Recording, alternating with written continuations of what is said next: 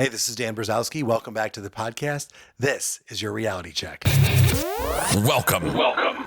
Attention, please. Welcome aboard. Welcome to the No Comfort Zone podcast. It's time to get out of your comfort zone and live on purpose. Broadcasting to the world from Rockford, Illinois. This is your wake-up call. Warning. You are the solutions to all your problems. Stop thinking average. Become the hero version of yourself. Every day, every time, without fail, no exceptions. It all matters. You've entered the No Comfort Zone. It's time for a reality check. Hey, people, what's happening? I'm so glad you made it back to the podcast. My name's Dan Brzezowski. You're in the No Comfort Zone. This is your reality check. Reality check for me. During COVID in 2021, you're not going to believe this. I was actually just asked to speak at a live event / virtual event, easy for me to say, at a Leaders in Action. I did it about a year ago, and I posted, I was asked to come back.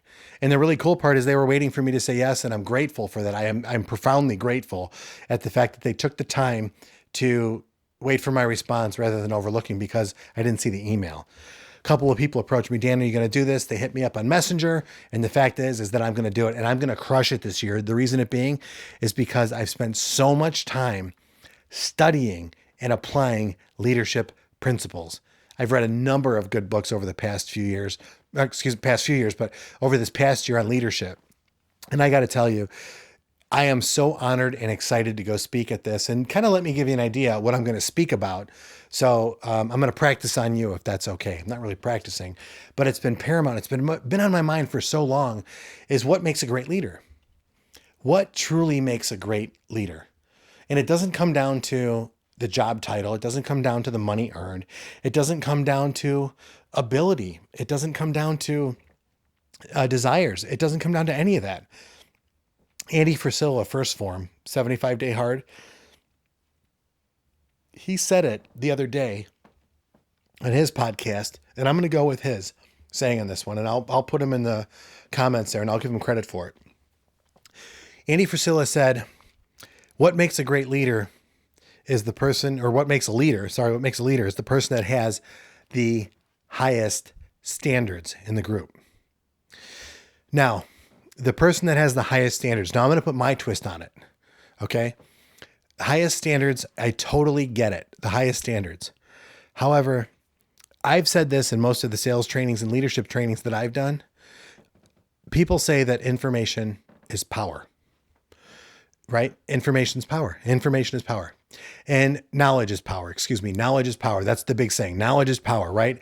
You're probably agreeing and nodding your head right now. Yeah, that's right, Dan. Knowledge is power. You're right. Knowledge is power. Knowledge is powerful. Only when it's applied. I always got to say that. And I learned that from a great car guy, Penske in the Midwest. That's who I learned it from. That knowledge applied is power. I don't know where I heard him speak or if it was in person, but knowledge applied is power, and it's a valuable lesson. I've kept it very near and dear to my heart for a long, long time, and it's something that I think about constantly.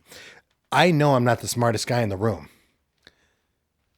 And if you are the smartest guy in the room, you need to go to a different room. I just want to say that. But you don't want, I know I'm not the smartest guy in the room, but I do know this. I know that it takes me a long time to learn something. I go through the process of elimination, the process of failure, adversity, and then I learn, then I apply it, and I have knowledge. Now, when I apply that knowledge and I have experiences and I fail and I do it again and I apply that experience and I keep reapplying, over time, I'm going to develop wisdom. Wisdom is a personal, based on my personal accomplishments of the knowledge that I have and applying it, I generate wisdom. Now I have wisdom. Now I can share it with people. Knowledge is something I can share too, but wisdom's on a whole I can help people with wisdom. So when you think about leadership, I want you to consider this. The person with the highest standards is the person that's the genuine leader in the room. Only when those standards are applied.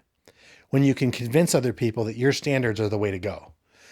You cannot compromise your standards because then you no longer become the leader. You have to be ethical when you have these standards and apply them to serve the greater good. There's a lot of good information there about leadership.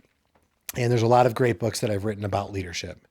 And practical application in the Marines, leadership is a serious business. These guys are trained. I was trained as a leader in the Marines. I was not an officer. I was enlisted. But I will tell you this, they take it very seriously. And there are a few things that you need to know when it comes to genuine leadership is that you have to care for the entire group, and you have to 100% trust the person to your left, and you have to trust the person to your right. You all have to be on the same sheet of music.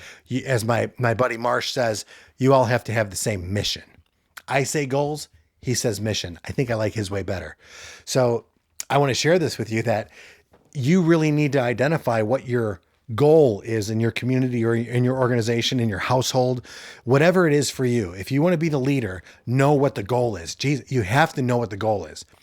And then what standards are you willing to put in place in order for that to happen, in order for you to lead, in order for you to accomplish the mission or achieve your goal? In my household, there's a couple of things that I sat down with my wife beforehand, before we got married. And I said, I would never want to get married again. And why not? We had the conversation, and I had 2 really bad marriages, most of them my fault. Now, I don't think anybody that goes through divorce, it's both sides, but I look back and there's some things that I didn't want to ever happen again. No lying. Can't do it again. I can't lie to you, can't lie to myself, and you can't lie to me. That's a whole important thing. The whole relationship has to be based on trust, not money, not finances, not looks, not anything other than it has to be based on trust. That's a common characteristic for good leaders. A good leader, you have to trust them. The way you do that is by not lying. Tell the truth, commit to your word, and do your best. Be ethical. Okay? Another one of those is, I'm not going to lie to you. And the other one is, you know what? I'm not going to take you for granted.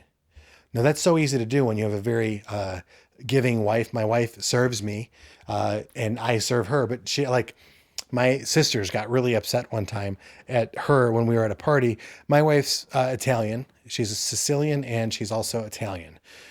She came from a background where they serve the men. And so we're at a house party or whatever. And she asked me if I wanted a plate of food, and she went to the plate, and my sisters were like, why didn't you let him get his own plate? And she goes, that's not in my house. So now there's certain things that I have to do in return to that. That's her choice to do that. I appreciate it. My job is to protect them. My job is to make sure that we're financially good. My job is to make sure that I keep the household together, that I have rules in place, and I put those rules in place.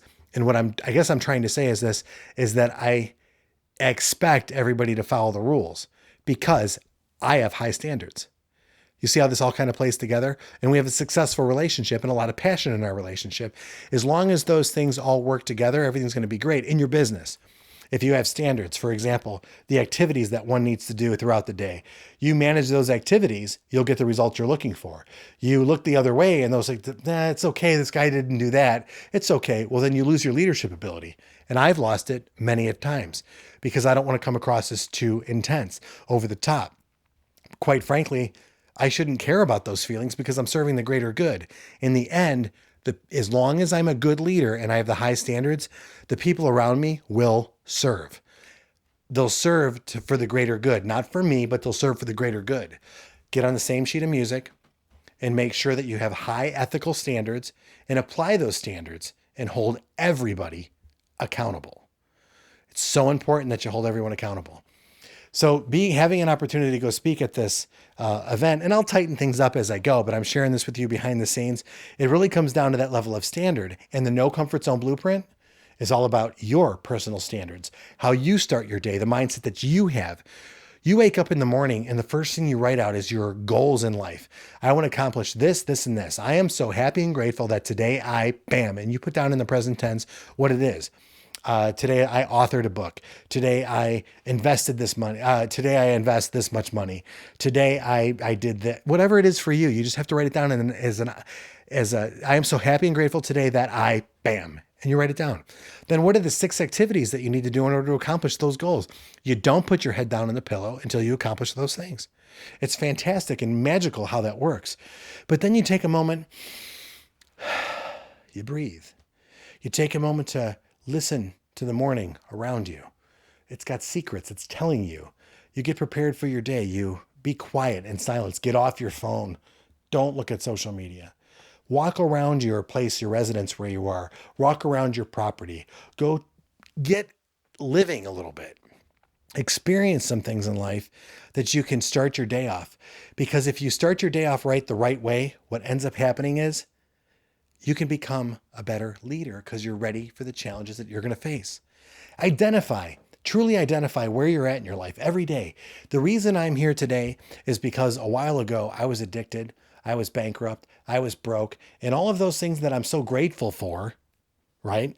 All those things that I'm so grateful for today have made me to the man I am today, and I want to be better. And the person I want to be better of, I want to be financially here.